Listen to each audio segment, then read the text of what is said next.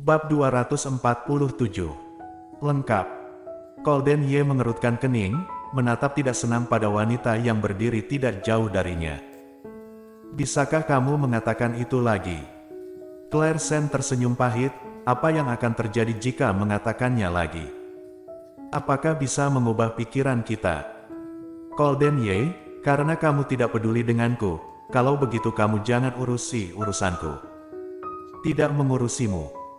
Kolden Ye mendengus dalam-dalam, cahaya berbahaya bersinar melalui mata hitamnya. Jadi, kamu ingin berduaan dengan Davin Ye?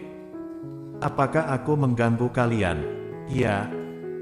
Keberanian Claire Sen yang tidak tahu dari mana asalnya, ternyata langsung menanggapinya dengan keras, harus melawannya sampai akhir, terus kenapa? Pada saat itu, mata Kolden Ye tiba-tiba melebar, dan kemudian mulai menyusut lagi.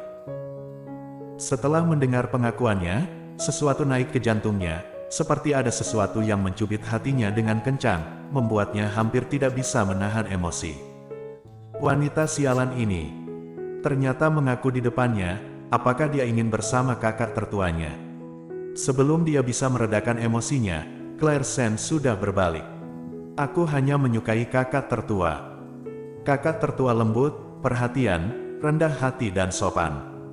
Dia jauh lebih baik daripada seseorang yang begitu sombong dan selalu ingin mengendalikan orang lain. Kolden Ye, kamu selalu berpikir aku menyukaimu, sebenarnya kamu salah, aku sama sekali tidak menyukaimu. Untuk orang sepertimu, dalam hidup ini, bahkan jika pria lain sudah mati semua, aku tidak akan menyukaimu sedikitpun. Setelah berbicara, Claire Sen mengambil langkah dan langsung pergi, tidak memedulikan reaksi orang di belakang. Kolden Ye sedang duduk di kursi roda, dan hatinya tiba-tiba sakit seperti ditusuk jarum. Perasaan yang tidak dapat dijelaskan ini membuatnya mengerutkan kening dengan tidak nyaman dan mengulurkan tangannya untuk menekan dadanya. Apakah hatinya sedang sakit karena wanita itu? Ini sangat konyol. Kolden Ye melihat punggungnya, setelah beberapa saat, bibirnya yang tipis melengkung dengan cibiran.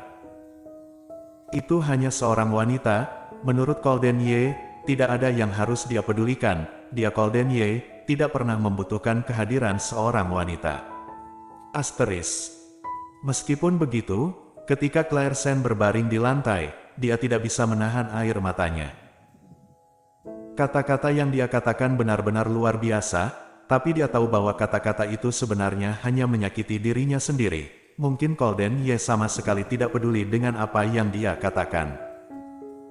Setelah mendengar bahwa dia mau mandi, Claire Sen duduk, memikirkan sesuatu, dan menyeka air mata dari wajahnya, lalu bangkit dan berjalan menuju setelan jas yang dia taruh di rak. Jas itu adalah yang dia kenakan sebelumnya, dan jika dia mengirim barang-barang itu keluar, kotak itu seharusnya tidak ada di dalam lagi. Claire Sen bergerak dengan hati-hati, seperti pencuri, dia merogoh kedua sakunya dan setelah beberapa saat dia menyentuh sebuah kotak kecil yang keras. Ternyata, masih di sini. Claire Sen melamun sebentar dan mengeluarkan kotak itu. Benar saja, itu adalah kotak kecil yang dirinya lihat hari itu, bagaimana mungkin itu masih bersamanya? Apakah dia salah paham padanya? Untuk sesaat, Claire Sen merasa sangat bersalah di hatinya. Jika dia benar-benar salah paham, maka hal-hal yang baru saja dia katakan yang menyakitinya. Memikirkan hal ini, Claire Sen mengulurkan tangannya untuk membuka kotak itu, dan kemudian dia membeku di tempat. Setelah beberapa saat, dia menutup kotak itu dengan senyum masam, dan memasukkan kembali kotak itu ke dalam saku jasnya dengan santai. Claire Sen tersandung ke depan. Ketika dia berbaring, dia menutup matanya, air mata mengalir dengan putus asa. Kotak itu kosong. Sepasang anting merah muda tidak lagi di dalam. Itu dikenakan di telinga Selihan.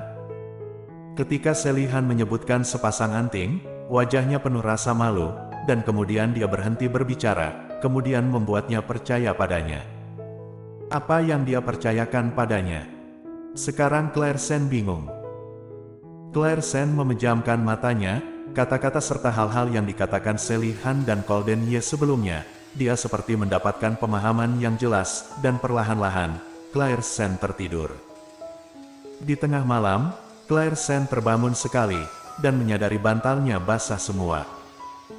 Dalam keputusasaan, dia lebih baik membalikkan bantal untuk tidur. Ruangan itu sunyi, dia berbaring miring dan melihat cahaya bulan di luar jendela, dan kemudian perlahan menutup matanya setelah beberapa saat. Lupakan saja, seperti ini saja. Membantu orang lain mengabulkan keinginannya, juga merupakan hal yang baik. Bagaimanapun, seorang wanita seperti dia yang menikah 2 kali, dan perempuan yang mengandung anak orang lain, tidak layak untuk bahagia sama sekali. Besok, dia akan meminta Sally Han untuk menjelaskan. Setelah memikirkannya, Claire Sen menyadari hatinya mulai tenang, dan dia tidur nyenyak malam ini.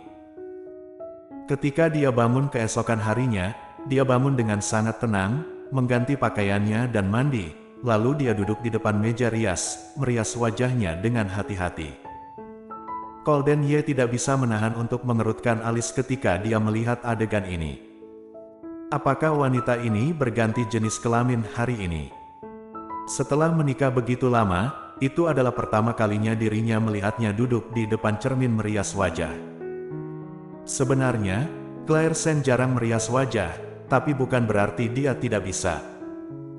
Ketika dia masih remaja, semuanya berkumpul dan menyukai kecantikan. Namun, setelah itu, waktu tidak mengizinkan, dan juga dia tidak memiliki pemikiran ekstra. Dia dengan hati-hati menggambar eyeliner di depan cermin, tangannya tidak bergetar, dia menggambar eyeliner dengan sangat tipis dan indah, dan dengan cepat langsung selesai. Eyeliner hitam tipis menguraikan kelopak mata yang dingin, Claire Sen mulai menjepit bulu mata lagi, lalu memakai maskara. Setelah itu memakai lipstik, ketika dia baru saja memakai lipstik, dia mengecapkan mulut ke arah cermin, bibirnya terlihat sangat merah. Setelah meletakkan lipstik, Claire Sen menyadari bahwa dia belum memakai eyeshadow.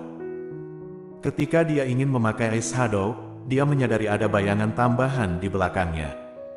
Ini adalah Golden Ye. Melalui cermin, Claire Sen melihat Golden Ye menatapnya dengan muram.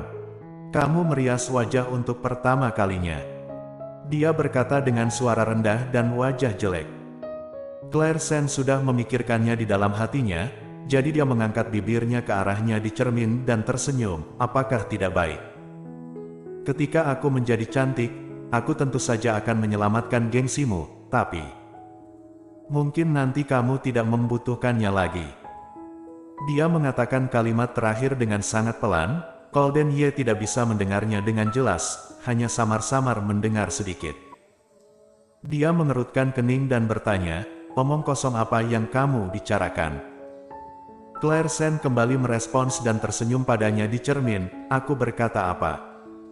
Tidak, kan? Aku hanya bilang, bukankah kamu ingin gengsi?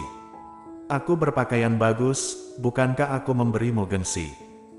Setelah selesai berbicara, Claire Sen bangkit dan pergi ke lemari untuk mengambil rok panjang biru muda dan mengenakannya. Ketika dia keluar, dia menggerai rambutnya.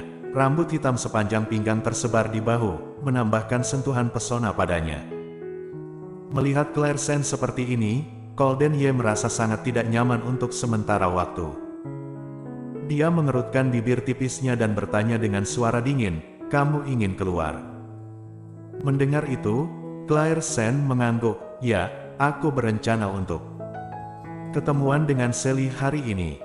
Kami sudah lama tidak berbelanja bersama." Mendengar nama Sally Han, ekspresi wajah Golden Ye berubah, tatapannya tampak sedikit tidak wajar. "Apakah kamu mencarinya?" Bersambung.